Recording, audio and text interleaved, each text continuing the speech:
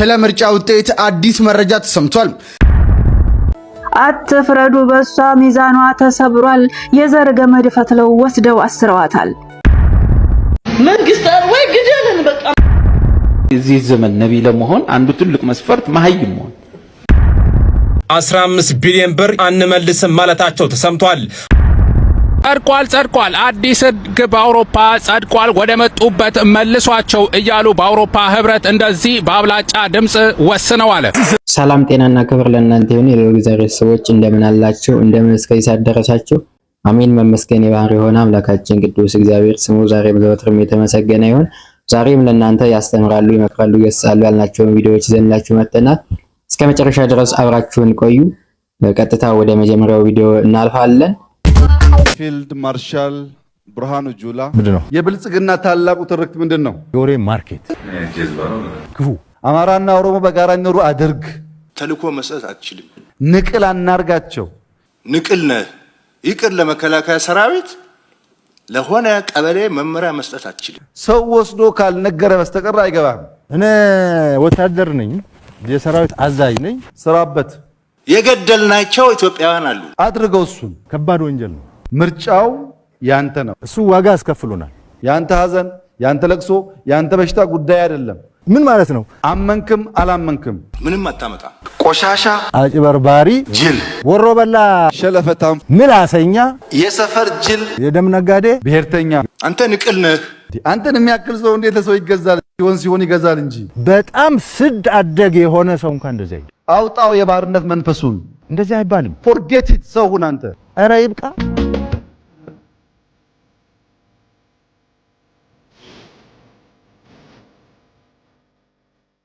በቲክቶክ ዓለም በተለያዩ ድንቅ የሆኑ ቆንጆ ግጥሞቿ የምናቃታችን እንዲህ ያማረ ግጥም አምጥታልናለች። ሙሉ ግጥሙን ተከታትለን ነው እንመለስ።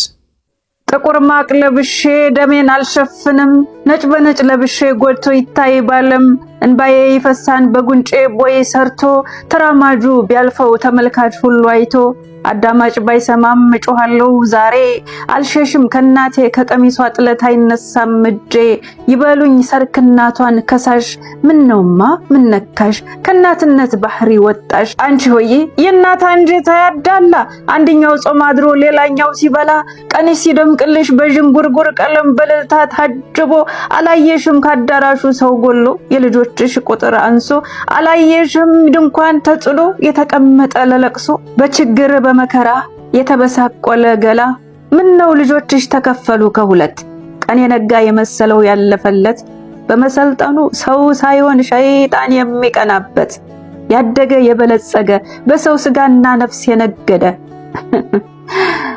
ረሳሽን መሰል አንቺም ትተሽናል በእናት መኩራራቱን መመካትተናል።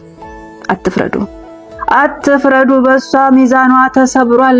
የዘር ገመድ ፈትለው ወስደው አስረዋታል። አዳኟን ዘንግታ ገዳይዋን አንግሳ ደራሽ እንዳጠራ በጉልበት ታፍና በዘር ተከፋፍለን ድንጋይ ከምንጥል በየጎራው ቆመን ተተናት አንውጣ መሰደዱ ይብቃል። ደርሰንና ድናት ከጡት ነካሾቿ ከሰው መሳይ አውሬ አንገት ቀና ይበል ከሐዘን ትካዜ ተያያዝ እጅ ለእጅ በርታበል ወገኔ ቁስል የሚያሽርልኝ ስብራት ጠጋኜ ከቋንቋ ይልቅ ሰው ነው መድኃኒቴ። ካቴናው ይበጠስ እስር ቤቱም ይፍረስ ፍትህንና እሱን ተበዳይ የሚካስ የህሊና እስረኛ ይፍቱት ነፃ ይውጣ ከኮሪደር ይርቅ ከተብለጨለጨው ከሚያበራው ህንፃ ሀገር እናስቀድም ሰውነት እንገንባ። ሙስሊም ክርስቲያኑ ባንድ ተማማሉ ማረን በሉት ተደፍታችሁ የቀናቶች ባለቤት ፍርድ አዋቂ እንባባሽ አለላችሁ። ዝቅ ያለ ነው ቀና ያለ ከውርደት የዳነ የተከበረ አኗኗሩ ኑሮ ከብዶት ቀንጨልሞ ሰው ከፍቶበት ተሸማቋል ደፍቷል አንገት።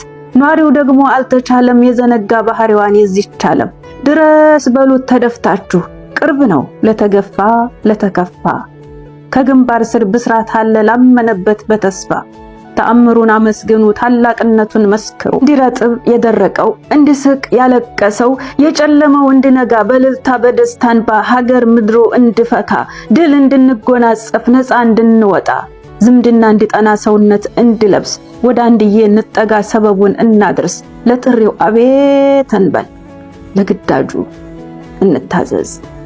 ለጥሪው አቤት እንበል፣ ለግዳጁ እንታዘዝ። ይሄ ፓስተር የሚለውን እስኪ ሰምተን እንመለስ።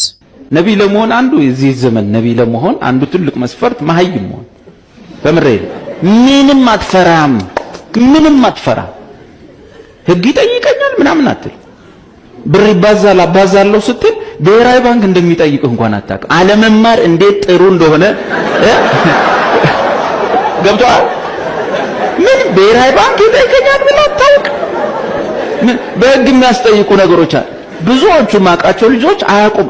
ይሄ እኮ በህግ ያስጠይቀዋል አሉ። ኧረ እዚሁ ከተማ ላይ አንዱ አምጡ ብራችሁ ሙሉ 50 ብር 100 ብር ሃሌሉያ፣ በብር ላይ እንነክሳለን። ብሩ ላይ ቆመ። አንዱ ብር 100 ብር 50 በህግ እኮ ያስጠይቃል። በህግ ያስጠይቃል። ብር ላይ መቆም፣ ብር የቀደድክ ሰርግ ላይ መበተን። እኔ ሰፈር የታሰሩ ሰዎች አውቃለሁ። ብር ስላላቸው ልጃቸውን ሲድሩ ይሄን የደርግ 100 ብር የበሱ እንትን ሲሉ እስር ቤት ገቡ። አባትየው የሰርጓ ቀን እስር ቤት ገቡ። ሰው ሲያነሳ የተቀደደ ብር። የኛ ብራዘራችን ፕሮፌት እንትና ታህታይ ብር ላይ ቆመ። ችግሩ እዛም ጋር ያለው የህግ አካል ይሄን ማያውቅ ከሆነ ነው እንጂ በህግ አምሮ ቢኖርህ እንደዛ አታደርግ። እናቴ እስር ቤት ነው የሚከቱኝ ትላለህ። ችግሩ ዛሬ ሁሉም በራሱ ዓለም ስለሆነ ማንም ይዘህ የለም፣ ግን ወንጀል ነው።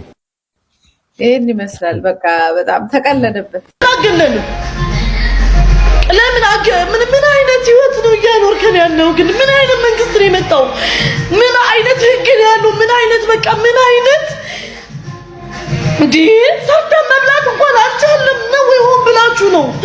ሆን ብላችሁ ያ ከሲስተም አስወጣችሁ። የት እንሂድ? ሁለት ሀገር የለንም፣ መደበቂያ ሀገር የለንም። ያው ከተማ ልጅ መሄድ የለኝም። እጅግ አነጋጋሪ መረጃ በዚህ ሰዓት ተሰምቷል። 15 ቢሊዮን ብር የህዝብና የመንግስት ገንዘብን የመንግስት መስሪያ ቤቶች አንመልስም ማለታቸው ተሰምቷል። 15 ቢሊዮን ብር ወደ መንግስት ካዝና መልሶ ቢባሉ መስሪያ ቤቶቹ ግን እስካሁን አልመልስም ማለታቸው ነው የተሰማው። በተለያዩ መስሪያ ቤቶች ያላግባብ የተፈጸመ ክፍያ መሆኑ ተረጋግጦ ለመንግስት ተመላሽ እንዲደረግ ከታዘዘው ገንዘብ ወደ 15 ቢሊዮን ብር አሁንም ተመላሽ አልሆነም ተብሏል።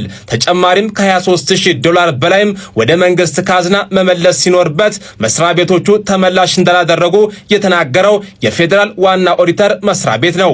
የመንግስትና የህዝብ ሀብት ባክኖ እንዳይቀር በቢሊዮን የሚቆጠር ብር ተመላሽ እንዲሆን በድጋሚ ለመስሪያ ቤቶቹ ማሳሰቢያን ሰጥቻለሁ ብሏል። ስለ ጉዳዩም ትላላችሁ። ለተጨማሪ መረጃ ፎሎ ማድረጋችሁ እንዳዘነጉ።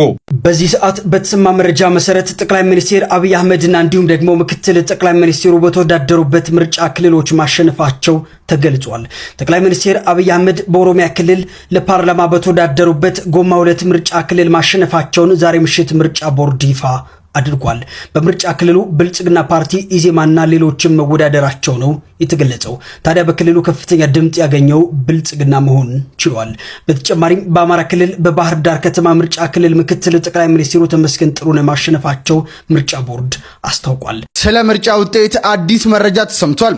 የኢትዮጵያ ብሔራዊ ምርጫ ቦርድ እስካሁን ድረስ የ723 ምርጫ ጣቢያዎችን ውጤት ያጸደቀ ሲሆን ጠቅላይ ሚኒስትር አብይ አህመድ በጎማ 2 ምርጫ ክልል 106028 ድምጽ እንዲሁም ምክትል ጠቅላይ ሚኒስትር ተመስገን ጥሩነህ በባህር ዳር 168787 ድምጽ በማግኘት የህዝብ ተወካዮች ምክር ቤት መቀመጫ ማሸነፋቸውን አስታውቋል።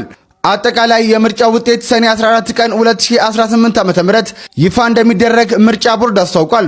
እስኪ መግለጫውን አዳምጡት። ከፍተኛውን ድምጽ ያገኙት እጩ አብይ አህመድ አሊ ከብልጽግና ፓርቲ 106028 ድምጽ። ክልል ኦሮሚያ የህዝብ ተወካዮች ምክር ቤት ጎማ 2 በምርጫ ክልሉ የሚገኙ የጣቢያዎች ቁጥር 88፣ በምርጫ ክልሉ የተመዘገቡ አጠቃላይ መራጮች ቁጥር 108725።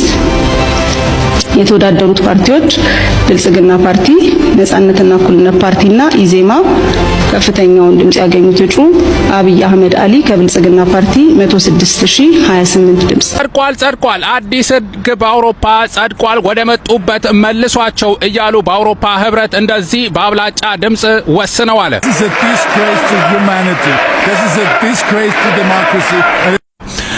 ኢዩ ሪተርን ሬጉሌሽን በማለት ያወጡት ህግ ወደ አውሮፓ የመጣ የመቆየት መብት የሌለው ህገ ወጥ የሆነ ሰውም በአፋጣኝ ከአውሮፓ እንዲላክ የሚል ውሳኔ ወስነዋል። ኢትዮጵያውያን፣ ኤርትራውያን ይሄ ይመለከታችኋል፣ እባካችሁ ተጠንቀቁ። በዚህ ህግ መሰረት በአውሮፓ አሳይለም ጠይቆ በፍጥነት ምላሽ እንዲሰጠው ይሄም ያው ፕሮቴክሽን የሚያገኝ የሪፊውጂ ስታተስ እና ሌሎች ስታተሶች የሚሰጡት ከሆነ በአውሮፓ የመቆየት መብት ይኖረዋል። ነገር ግን የመቆየት መብት ከሌለው አሴስመንቱ ያው ኢንዲቪጁዋል እንደሆነ ታውቃላችሁ፣ በኢንተርቪዎች በብዙ ፕሮሰሶች ያለበት ነው። ነገር ግን ኔጌቲቭ ከተሰጠው ሪጀክት ከተባለ እንደዚህ ቀደሙ ከአንድ ሀገር ወደ ሌላ ሀገር እየሄደ አውሮፓ ውስጥ እንዲቆይ መብት የማይሰጥ እና ሁሉም አውሮፓ በአንድ አይነት ውሳኔ ለምሳሌ ሪጀክት ከተባለ አሳይለሙ ሁሉም አውሮፓ ላይ ቢሄድም ያ ሪጀክት እንዲጸና በፍጥነትም ከሀገር እንዲወጣ ያ ደግሞ መሆን ካልቻለ ሌላ ሪተርን ሀብስ የሚባል አዘጋጅተው እዛ ላይ እንዲቆዩ የሚል እየተነገረ ይገኛል። ይሄ የማይመለከታችሁ ቀድሞ ፍቃድ ያገኛችሁ ሰዎች ይሄ አይመለከታችሁም። ሪፊውጂ ስታተስ እና ሌላ ላይ ያላችሁ ሬዚደንስ ፐርሚት ያላችሁ ነገር ግን በአዲስ መልኩ ያው ኬዛችሁ የሚታይላችሁ ወይ እንደዚህ አውሮፓ ውስጥ ያላችሁ በህገወጥ ተብላችሁ ያላችሁ ካላችሁ ይሄ ህግ ተግባራዊ ሊሆንባችሁ ይችላልና እባካችሁ ተጠንቀቁ። ሙሉ መረጃ ዩቲዩብ ላይ ዛሬ ለመጫን እሞክራለሁ። ጥያቄ ሀሳብ ካላችሁ ኮሜንት አድርጉልኝ፣ በውስጥም ጠይቁኝ። እባካችሁ መረጃ ወሳኝ ነው፣ ችላ እንዳትሉ። በስዊድን ችላ ተብሎ ብዙ ሰው ጉድ ሆኗል። ተጠንቀቁ ለማለት ነው። አመሰግናለሁ። አሽሩካ ሚዲያ እንደ ኦርቶዶክስ የተመቻት በዚህ ጊዜ ለማረል ነው ያሉት። አያውቁም፣ እርሶ አያውቁም። ኧረ በእግዚአብሔር በክርስቶስ እንደዚህ ብሎ ማለት የቄለም ወለጋ ጳጳስ ምንድን ነው ያሉት? ምንድን ነው ያሉት? በእኛ ላይ እየተደረገ ላለው እየተፈጸመብን ላለው ግፍ ሁሉ የመጀመሪያ ተጠያቂዎቹ የቤተክርስቲያን ጠባቂዎች፣ የመንጋው እረኞች ጳጳሳት ናቸው። ስለዚህ እነዚህን በአግባቡና በልኩ መጠየቅ ይገባል። እዚህ የምታዩት ቪዲዮ ላይ ወጣቶቹ የጠየቁት ጥያቄ ትክክል ነው። ስሟቸው። ቢያንስ እንኳን በስነ ስርዓት ነው ታዲያ ጥያቄ እንዲህ ነው የሚቀርበው። በሃይማኖት አይደለም። እኛም አብረን እያለቀስናቸው በጭራሽ ያለቀሰ የለም፣ ያለቀሰ የለም። ውሸት ነው፣ ውሸት በምንም ይሆናል። አይ ውሸት ነው። እናንተ ለሃይማኖት አይደላችሁ ለሆነ ዝቋላ ላይ ሲታረዱ ደማቸውን ሲጠጣ አብይ አህመድ ሲሞት ነው የምንወጣው። ስንት አማራ ስንት እናቶች ሲያልቁ ነው። በስነ ስርዓት ነው። በኮታ አይደል የተሾሙት፣ በኮታ አይደል የተሾሙት፣ በብሔር አይደል የተሾሙት። ሌላ ጉዳይ አሁን ኦሮሞ ስለሆነ የተሾሙት ይሄ ለሞተው ህዝብ ይጠቅመዋል። አሁን የምታደርጉት ለሞተው ህዝብ ይጠቅመዋል። እናንተ የት ነበራችሁ? ስንሰለፍ የት ነበራችሁ? በስድብ የት ነበራችሁ? በስድብ አንሰደብም። እኛ ስድብ አይደለም፣ ስድብ አንሰደብም። በስድብ በስድብ እንዴት ያለ ነፃነት ማን ሰደበን? ማን ሰደበን? በክፋት ማን ሰደበን? እንዴ ማን የማይሆን ስድብ እየተሳደበ አንሰደብም። ኧረ በስላሴ ኧረ ይኸው የተገደሉት ይሄን አይጠቅምም። እናንተ የምታደርጉት ይሄን አይጠቅምም። በጣም ያሳዝናል። እንግዲህ እንደዚህ አይነት መነኩሴ ነው ያለ።